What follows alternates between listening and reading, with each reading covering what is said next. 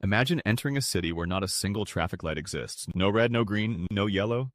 Just drivers, cyclists, and pedestrians. All moving together in what looks like absolute chaos. Yet somehow it flows perfectly. There's no honking, no gridlocks, no daily accidents. And it's not a futuristic experiment from Silicon Valley. It's a small town in England. This is the real story of how a community decided to ban traffic lights completely. Yeah.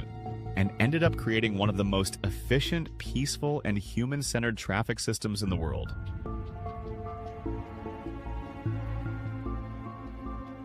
When traffic became a crisis, Poynton, a town of just over 14,000 people in Cheshire, England, used to suffer daily under its own road system.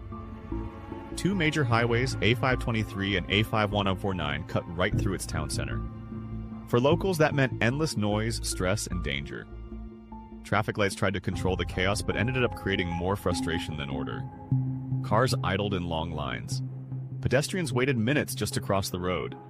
Shops lost customers because the environment became so uninviting. The town center was noisy, polluted, and slowly dying. Business owners began to complain. Parents worried about their children crossing the street. The sense of community was fading. It wasn't just inefficient, it was becoming unlivable.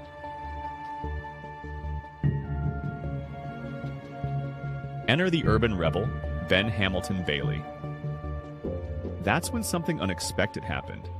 The town brought in an urban planner named Ben Hamilton Bailey, but he wasn't your average engineer. Ben didn't believe in more signals, signs, or cameras.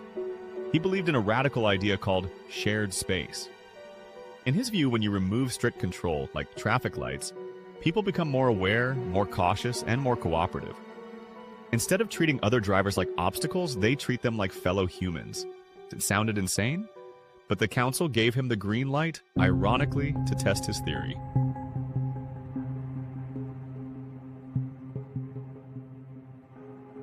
The lights go out forever. Construction began. Not to add lanes or build overpasses, but to take things away. Traffic lights? Gone. Pedestrian barriers? Removed. White lines, curbs, and signs? Eliminated. In their place, a wide, open intersection with beautiful stone paving and simple design. There were no clear borders between the space for cars and people. It looked more like a plaza than a street. At first, drivers were confused. So were pedestrians. But something strange began to happen. Cars slowed down. Not because a sign told them to, but because they chose to. People started making eye contact at crossings. Pedestrians walked more freely. And the flow was smoother than ever before. But the real question isn't just about how they survive without traffic lights. It's how they manage to do it, better than most cities that rely on them. Let's go deeper.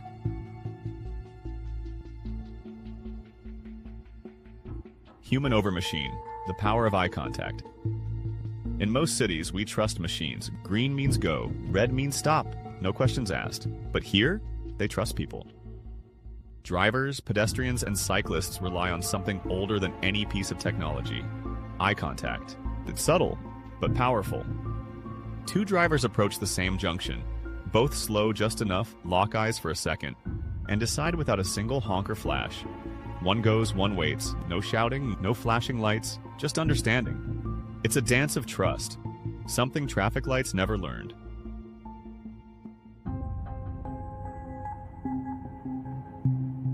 Freedom meets responsibility. Removing traffic lights didn't make this place chaotic.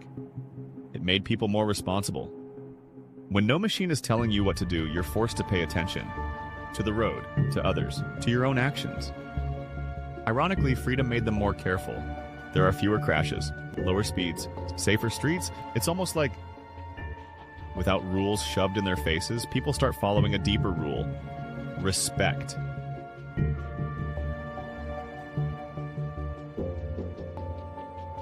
A global experiment.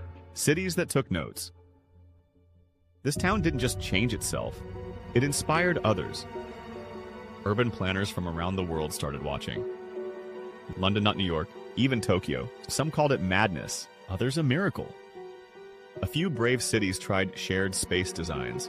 No signals, fewer signs, minimal markings. In some cases it worked. Traffic slowed, accidents dropped. But many failed, because they forgot one thing. You can't copy the surface. You have to understand the soul. What made this town different wasn't just no traffic lights. It was the culture behind it, the people, the patience, the mindset, and that can't be installed like a piece of software. What about emergencies? One of the biggest concerns people had was, what if there's an emergency? An ambulance rushing through? A fire truck racing the clock? A police car chasing time? Turns out, it works. Because the streets are slower, more human, more flexible, drivers see and respond faster. Without the distraction of flashing lights and countdown timers, people spot danger and move aside quicker. And with fewer crashes overall, emergency services actually have less to deal with. Visitors are terrified at first. Tourists arriving here often stop at the edge of intersections, frozen. Wait, what do I do? Where are the signals? Is this even legal? But after a few minutes, something happens. They realize no one's honking, no one's yelling, everyone's just moving, and it feels strangely calm. It's not lawless, it's not chaos, it's choreography. Children cross the street alone. Maybe the most surprising thing you'll see here is a child. Walking alone, crossing a road with no lights, no crossing guards, and no fear, because drivers expect it. They slow down, they're alert. And the child? They know how to cross, not because a light told them, but because they were taught to think. That's rare. That's powerful. A city rebuilt on trust. Droghton wasn't always like this. It used to be like any other mid-sized town, packed with intersections, complicated traffic systems, and the usual frustrations of daily commuting. But things were getting worse. Instead of easing movement, the signals were slowing everything down. People were irritated, accidents were rising, cyclists felt unsafe, and pedestrians often ignored. That's when Hans Monderman, a Dutch traffic engineer with a radical idea, entered the scene. He believed something profound. When you treat people like idiots, they act like idiots. But if you treat them like intelligent human beings, they act that way too. So he proposed the unthinkable. Remove all the traffic signs, traffic lights, and even curbs. And see what happens. Yes, everything.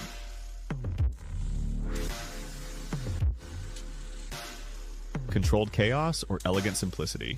At first it sounded insane. Drivers would be confused. Accidents would skyrocket. Insurance companies were on edge, and city planners terrified. But Hans believed that when people aren't told exactly what to do, they become more aware of their surroundings, more cautious, more considerate, and as bold as it was, the city of Droghton took the risk. They started with a busy intersection and stripped it of everything. What remained was open space, shared space, no curbs to separate pedestrians and cars, no lights, just a large roundabout-style intersection where everyone had equal priority.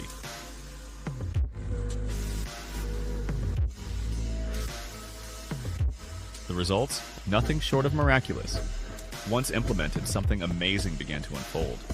Traffic slowed down, not because of lights, but because drivers were actually watching people, looking at eye contact, making space, communicating silently. Pedestrians weren't rushing, they were respected. Cyclists moved through freely without dodging cars at every corner. The numbers? They speak for themselves.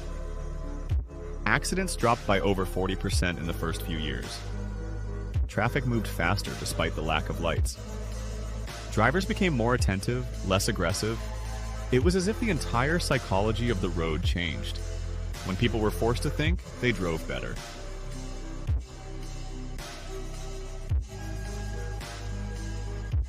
An urban jungle with no alpha. So how does this system really work, day to day? There are no kings of the road. No one has more right than the other. A massive truck and a mom with a stroller are on equal footing. The streets became a social space instead of a battleground. Eye contact replaced green lights. Gestures replaced horns. Human behavior replaced cold, blinking systems. And the more people adapted, the more harmonious the flow became.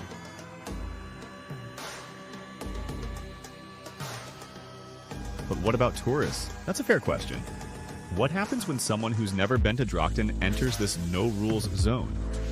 Interestingly, they usually drive even more cautiously. Why? Because the uncertainty forces them to pay attention. There's no comfort in colored lights or familiar signs.